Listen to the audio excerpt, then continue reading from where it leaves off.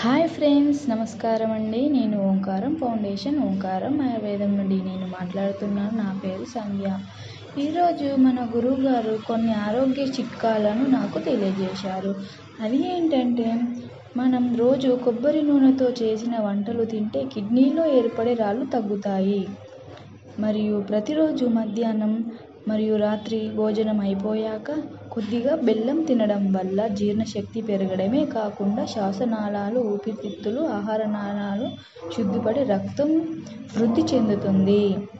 మరియు మిరియాల పొడిని 1 స్పూన్ తేనెతో కలిపి తీసుకుంటే మంచి ఆకలి కలుగుతుంది.